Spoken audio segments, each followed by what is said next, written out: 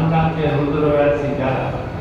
વક્તૃત્વ ઉપર એટલો બધો નાનપણથી કમાન્ડ આવી ગયો કે એને કાંઈ જાજુ વિચારવું પડતું નથી.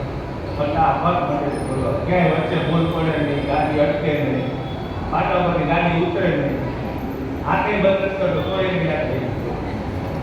તો રુદ્રરાજ બોલશે હવે તુલસીદાસજી અને રામચરિત માનસ કે જે પાકું.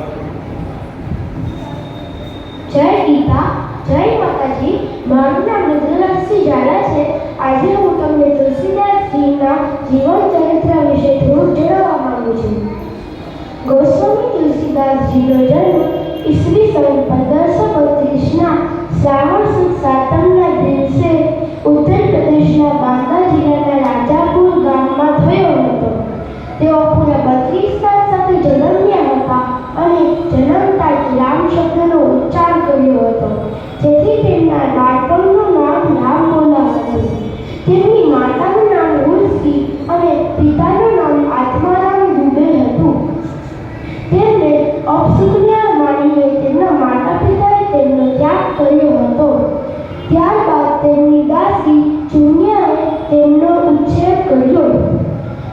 કમનસીબે જ્યારે તેઓ 5 વર્ષના થયા ત્યારે ચુનિયાનું સાપ કરડવાથી મૃત્યુ થયું. ત્યારબાદ ગુરુ નરહરિદાસજી ચિત્રકૂટ પર્વત પર પોતાના આશ્રમે તેમને શિક્ષા આપી. તેમના લગ્ન રત્નાવલી સાથે થયા. તેઓ તેમને ખૂબ જ પ્રેમ કરતા હતા, પણ પત્નીના ગુસ્સાને કારણે તેમને વિરાગ્રહ આવી ગયો અને તેઓ સાધુ બની ગયા. જ્યારે રાજા અકબરે તેમને જેલની સજા આપી ત્યારે તેમને જેલમાં હનુમાન ચાલીસા લખવાની પ્રેરણા મળી. તેમણે લોકમાનસ કવિ તરીકે ઘણી રચનાઓ લખી, જેમ કે રામચરિતમાનસ, કવિતાવલી, ગીતાવલી, દોહાવલી, પાર્વતી મંગળ, જાનકી મંગળ, રામલીલા વગેરે. તેમનું મૃત્યુ ઈસવીસન 1623ના કાશીમાં થયું. અસ્તુ. જય ગીતા, જય માતાજી.